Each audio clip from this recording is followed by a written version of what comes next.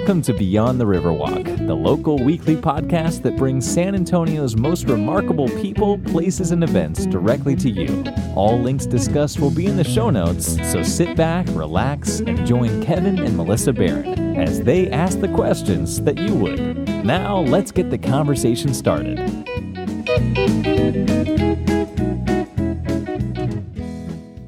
So welcome to Beyond the Riverwalk. This is Chris Flores. Hey, Chris, how are you?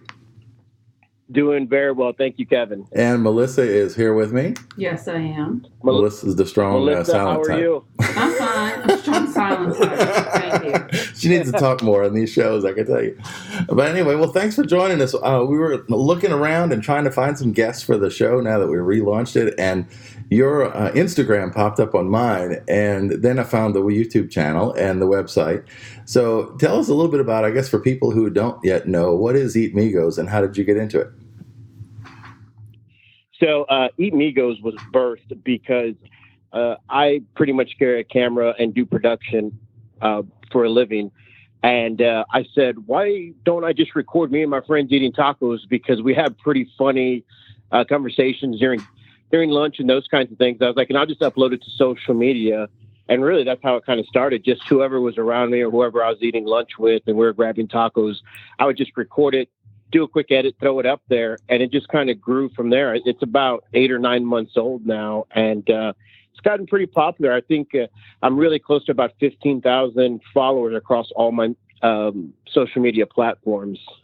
Yeah, that's pretty amazing in a short amount of time. And I was thinking where you were headed, but I was asking about this, is you've been to a ton of places already too, because you've got a map on the website, right? Eatmigos.com.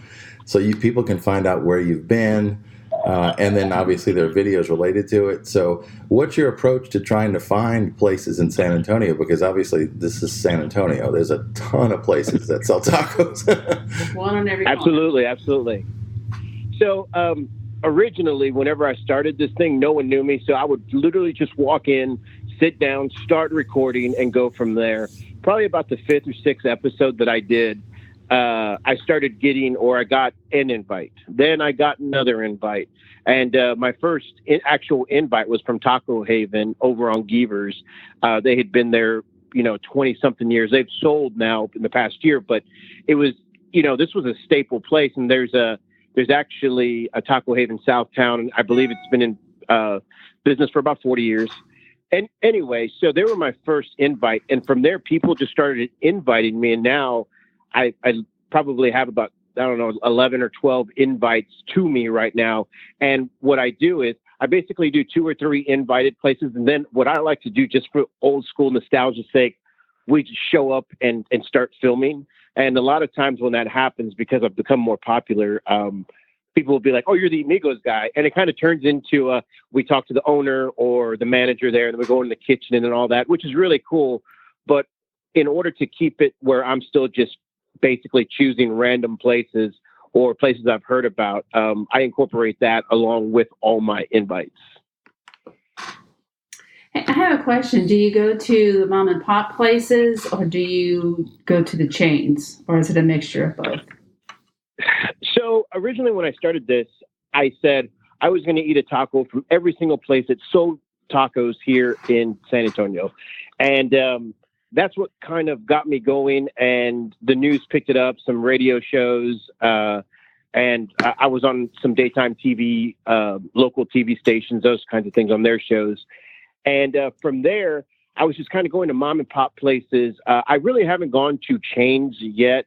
I did say I was going to eat a taco from every single place, and I will get to those once I do these mom and pops. I think for me, it's, I'm doing this, but what I want to do is some of those conversations of like indecisiveness for lunch, like where do we go? Let's go here. I'm just trying to drive folks to the mom and pop shops to kind of help support them, eat local, build a local economy, keep these folks in business, because we're very lucky to live in a city that has so many places that have so many great tacos.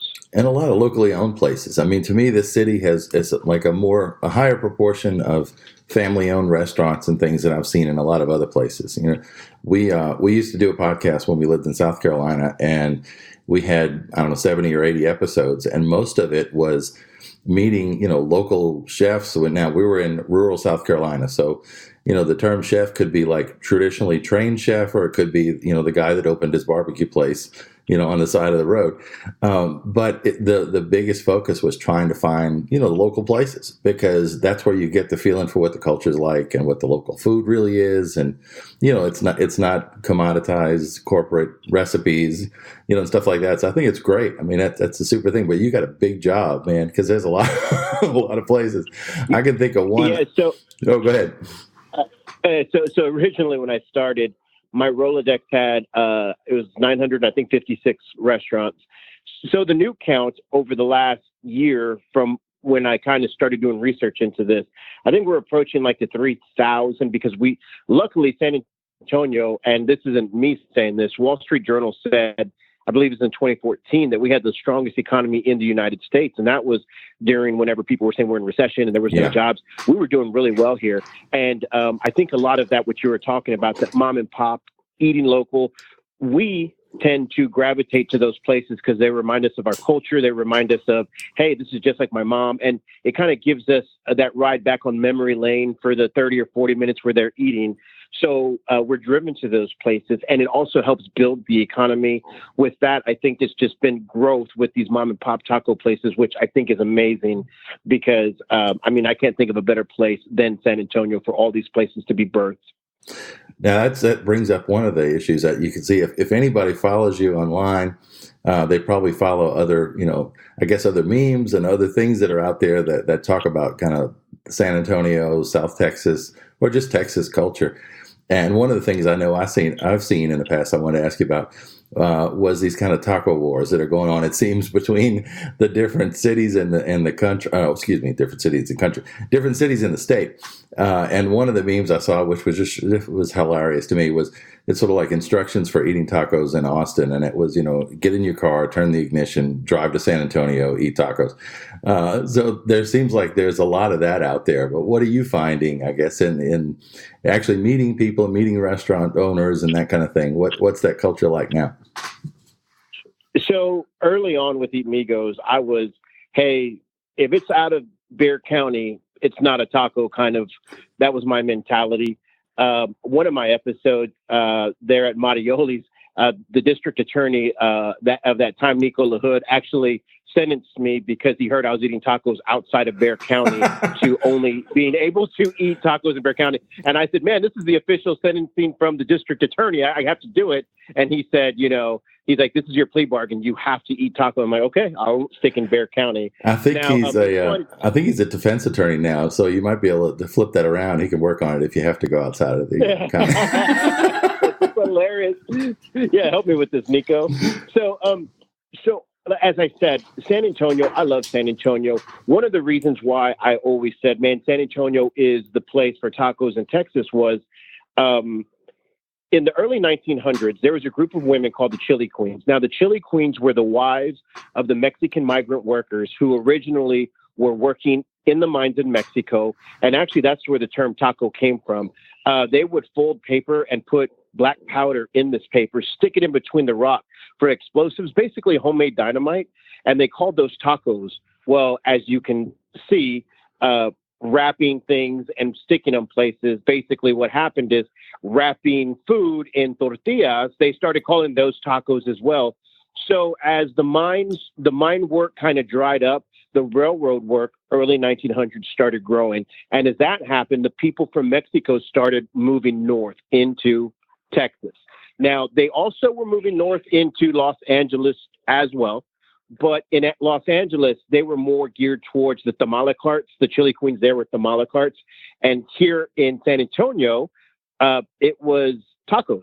And what it was is the wives would sell tacos on the street to make extra money for the family, to help support the family. And this is all documented in history. I did not make it up.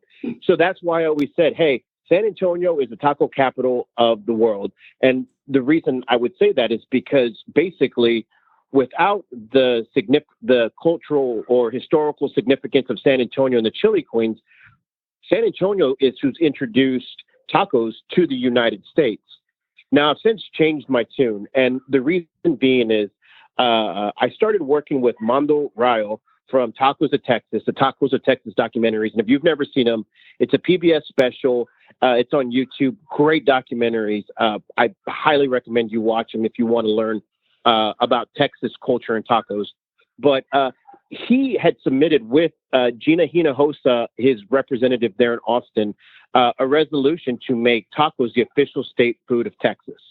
Now, this upset a lot of folks because people were saying things like it should be barbecue. And then they started going after the representative because they were like, don't you have better things to do? Now, when I saw this, I heard it, and he and I started talking. I started doing some research myself, and I found out that, one, barbecue, we are fourth in the nation in sales of barbecue. So for us to make that our official state food would be silly. And the reason is because we don't have a barbecue contribution. There are 3 other states that are selling more barbecue than us. Secondly, here in in Texas, as I said, our rich culture history with the Chili Queens, Texas introduced tacos to the United States.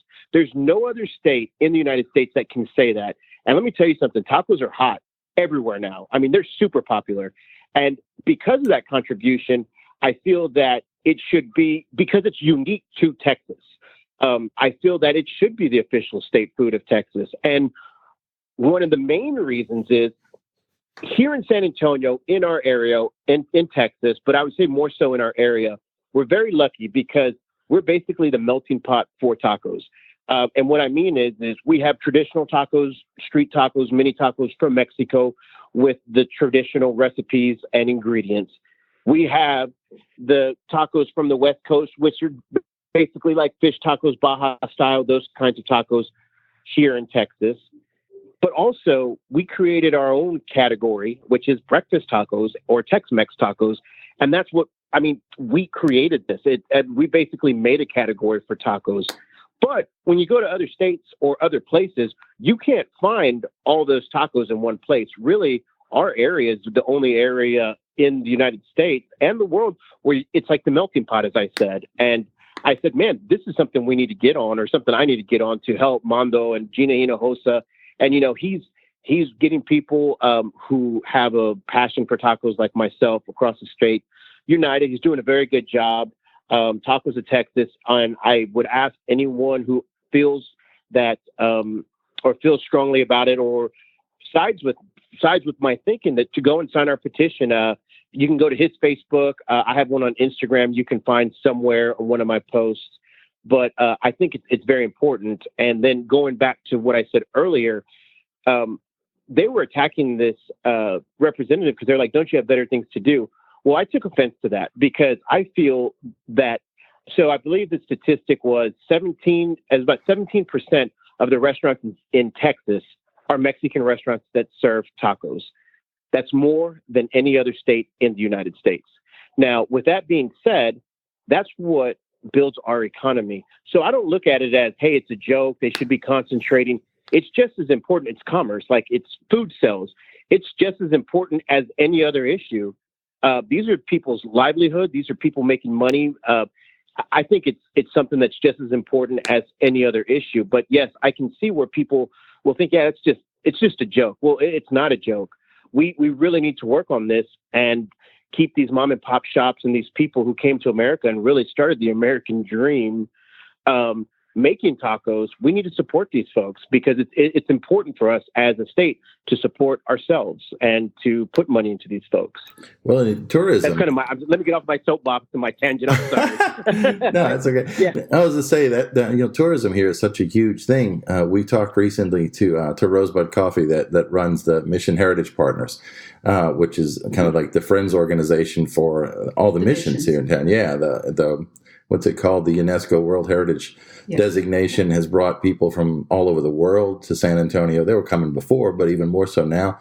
So yeah, I can see. I mean, it's not only that economy, that financial economy, but it also brings in people from around the country, around the world to see the city, to learn more about it, and just to support it generally. Because I mean, to me, we moved here from other parts of the country. We lived in various parts of the country before coming here. All in the South. Yeah, all in the South, Melissa says. I grew up in New Orleans, and we lived in Tennessee and South Carolina and Florida and else.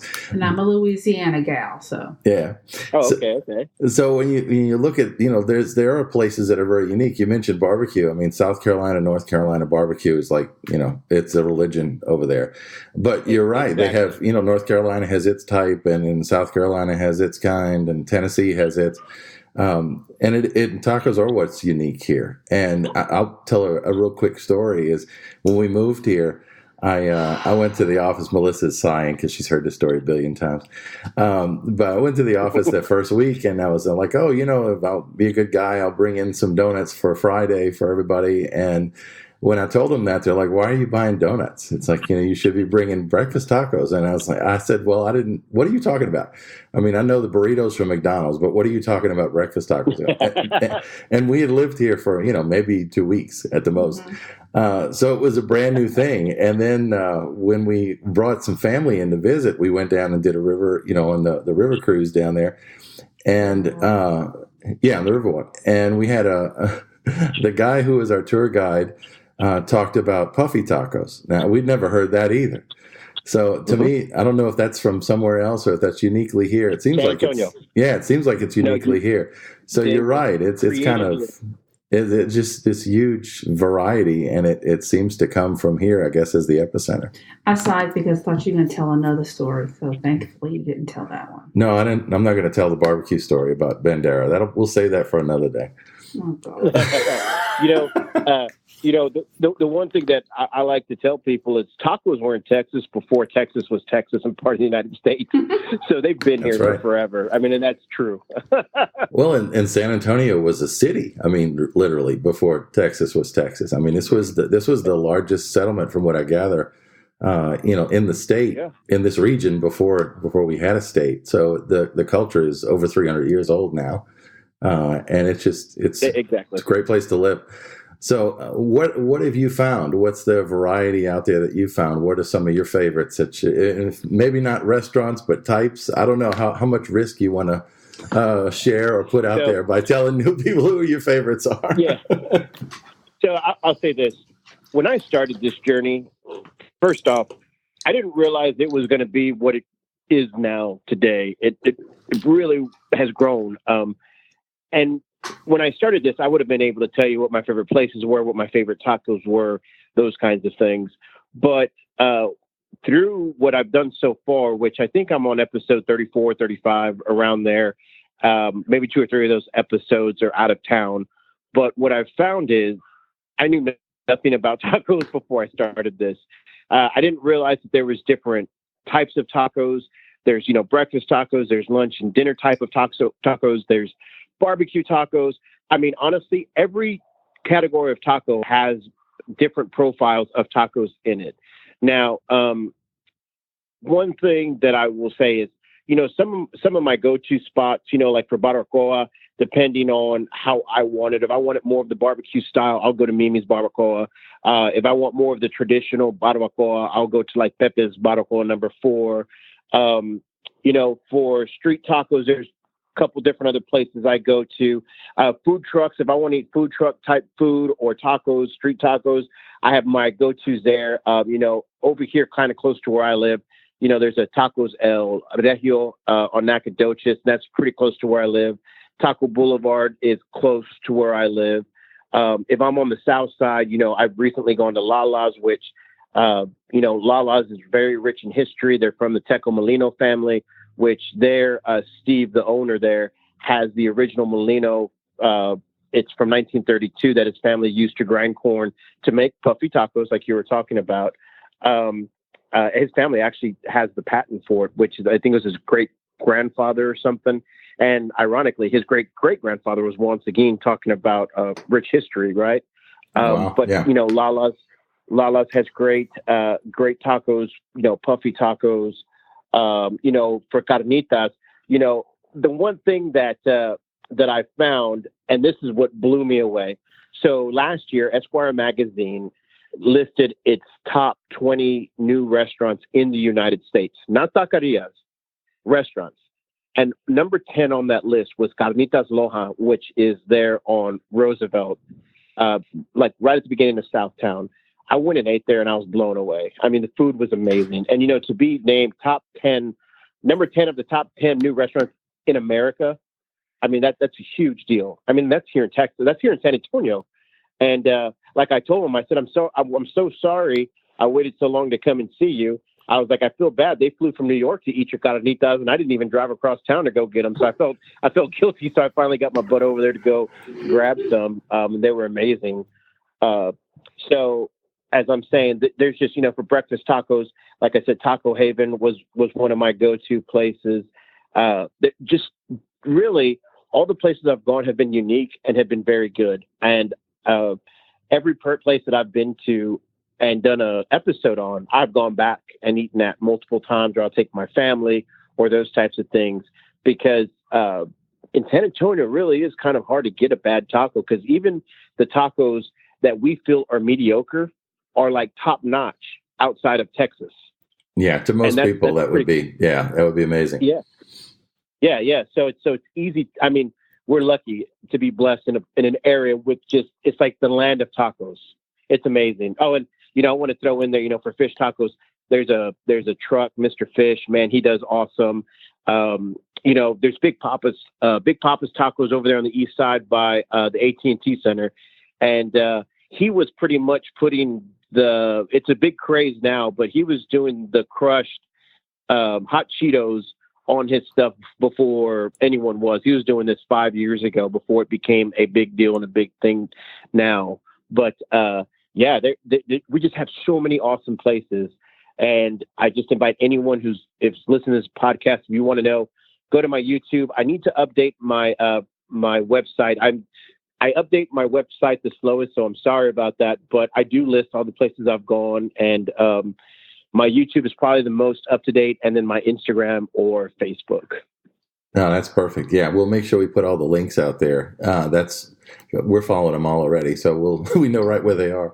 The other thing, I guess, is that when you're thinking about tourism, and I'm thinking about it because I got some friends that are coming in for a conference next month, and they're staying downtown on the Riverwalk. Is there a place down there, or several places, that you could say, "Hey, go check these out. These would be good representations of the city for people that maybe can't drive around when they're in town. They're in for a conference or whatever else."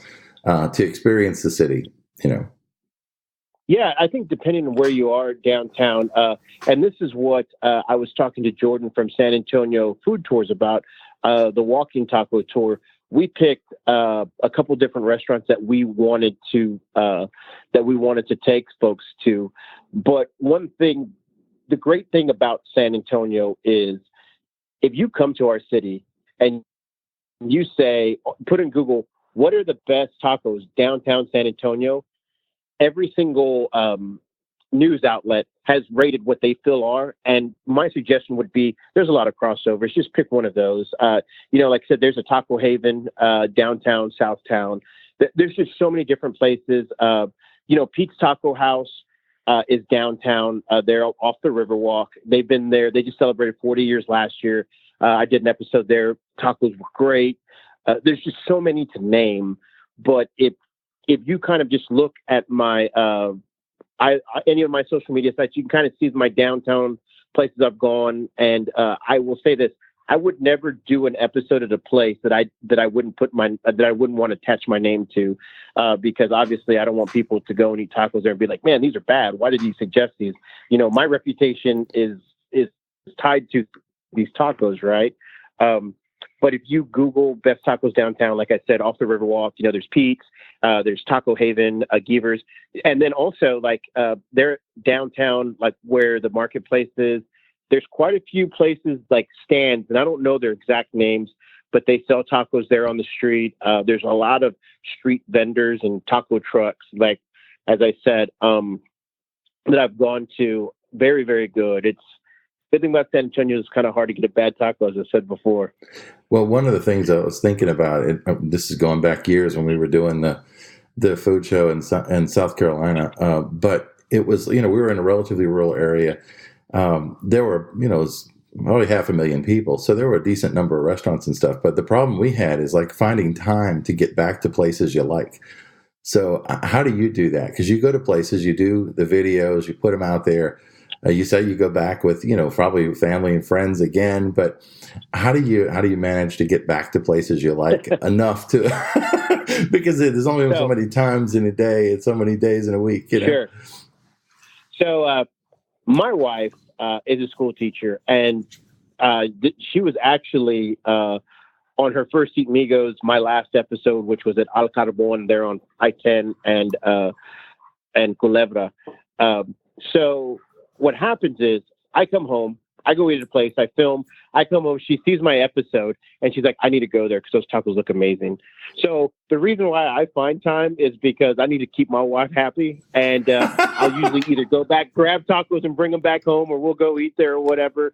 But, but personally, honestly, that's the truth. But also I want to share these tacos with my friends and, of course, my family, my wife and my kids, because I put a couple posts out here recently of my daughter, who's one, eating a barbacoa taco.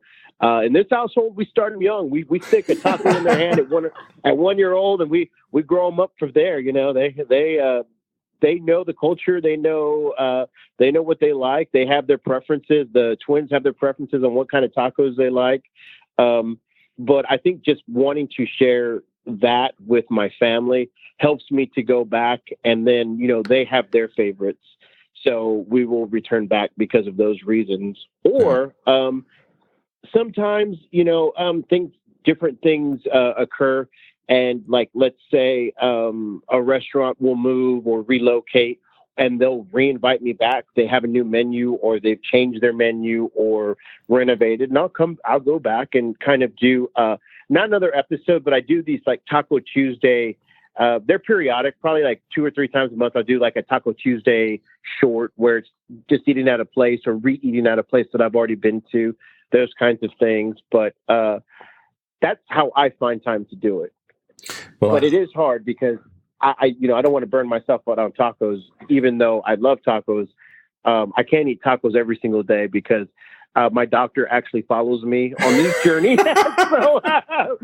And my doctor told me I need to lose weight a couple of weeks ago when I was there. So thank God the labs and everything's great. But he was like, yeah, it was him and his PA. They're like, yeah, you need to lose some weight. And I'm like, okay, I understand. It's like, it's kind of hard when you have a taco show, but I'm gonna work on that. That is a problem. We had that issue too. My doctor used to follow us in the food blog we did. And I'm like, stop doing that. Please stop doing that. Yeah, exactly. Yeah. So for anyone out there who's planning on doing a food blog or whatever, don't invite your doctor, or don't tell your doctor about it or anything like that. Cause it's literally like, them spying on you, like, hey, I saw you ate tacos 3 times, a week the last month or whatever. So, yeah. Well, just tell them you're sticking to steamed fish tacos. Yeah. Exactly. The healthy versions, right? Exactly. With the gluten-free tortillas, Oh my gosh. Yeah. Let me tell you something. Actually, saying that, and it's funny because I was on the hunt for a little bit for some vegetarian tacos, and I was like, how good can these be? And there's a couple of tacos that I've eaten that are vegetarian, that are true vegetarian tacos that are very good. And it's like different peppers marinated with some green sauce, with some other vegetables, and man, sautéed correctly. These are style of tacos that they eat in the Yucatan area, and they're very, very good. And then on top of that, I've actually found keto tacos where some places are getting cheese and basically frying the cheese on the grill and then just putting meat in it. So you're basically just eating meat and cheese, and the cheese makes almost like a crispy taco shell. It's pretty interesting, and they're very, very good. So I think that it is possible to eat decently. It's just that I love all tacos. I treat them like my children. I don't love one more than the other. So I try to indulge and spend as much time with each one as I can. Because I was about to ask you what's your favorite taco, but you kind of answered that question for me. Yeah. You can't pick a favorite. Can't pick a favorite child. Yeah, it's kind of hard. But I'll say this. So the donut shop, the original donut shop, been there 65 years. Amazing tacos. When I was there, one of the ladies, one of the señoras there, told me, hey, have you ever had this combination? And it's bean and chorizo with bacon and cheese. And I was like, no, I haven't. She's like, you have to have one. This is the best combination. She made one for me and sent it out. And let me tell you something. That was a taco that that was a combination I'd never even heard of. And it has now become one of my favorite combinations. It is very culturally, you have to have those cultural taste buds to like it, because it is very Mexican-y tasting. But if you like that, man, it's great. It's an amazing taco. It's kind of like lengua. It's a a very unique taste. So people will either love it or they'll hate it. Well, I pass the original donut shop every day, twice a day. And usually there's cars, out in the street waiting to turn into the drive-thru, which isn't that long. So now I guess I have to stop. Every Friday morning it's backed up. It's crazy, and a lot of other days. So that's yet another reason to go, I guess. And it's on the way. And stop complaining, Melissa. If I stop, no problem. So let me tell you, the one thing about the original donut shop that blew my mind was, one, the original donut shop, the tacos are fantastic, fabulous, some of the best in the city, but their donuts are just as good. If you go get the apple fritter, I'm telling you, tell them Chris from Eatmigo said I have to get the taco fritter and then get that the bean and chorizo with bacon and cheese. And let me tell you something, that right there is a meal fit for a king. Those two combinations. The Eatmigo special. Exactly, yeah. Exactly, the Eatmigo special. They the donut shop was actually one of those places that we just showed up and started filming at. But we quickly made friends with everyone, and they really threw out a spread and put it out there for us. As I said, these places, and that's the thing that I really love about San Antonio, is these places. Original Donut Shop, open 65 years. Taco Haven, I think it was like 45 years. They're still going. And, Pete's 41 years now. These places, mom and pop shops that have grown, but they're still just big mom and pop shops. The food is so good. And it stands the test of time, and I think that's awesome. And us as San Antonians, I think we deserve that. What we should do is we should help these mom and pop shops to stay in business, to kind of for the new generation, so they can enjoy the awesome food, the old recipes, those kinds of things, and we can just kind of keep that culture and our heritage going. I think it's awesome. I think that's a great note to kind of wrap it up on. But this has been really cool, and you've whetted our appetite. We got to go try some other places. Check out your map again. Yes. Yeah. And we've got family coming in town in the next few weeks, so we're going to have to go visit a few places for that reason. More research, I guess, for the show, and to make sure we're supporting you appropriately. So representing him appropriately. Absolutely. So speaking of representing, you mentioned earlier about the state petition that's out there. We'll try to find the link, I guess, and put that out there at the show notes for this show. But can you, I guess, any other tips or suggestions on how people can support that? Are there other websites or other ways that people can get more about that campaign to seriously support it? Yeah.